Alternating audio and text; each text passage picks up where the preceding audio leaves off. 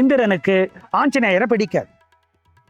அதனாலதான் இந்திரனுடைய சாபம் காரணமாக தான் ராமனை பார்க்கிற வரை ஆஞ்சநேயருக்கு அவருடைய பலம் தெரியாமல் போகட்டும் அப்படின்னு சாபம் வந்தது.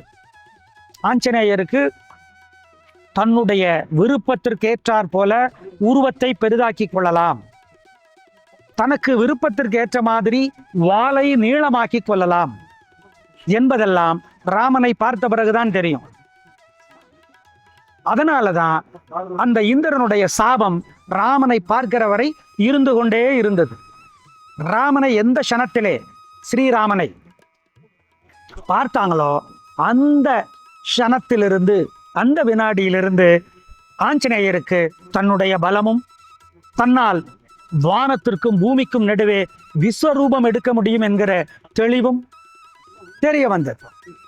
ராம ராம அப்படிங்கிற ஒரு மந்திரம், அதற்கு என்ன வலிமை அப்படிங்கிறத ஆஞ்சநேயர் இதன் மூலமாகத்தான் கண்டுகொண்டார் ராமனை பார்த்த பிறகு.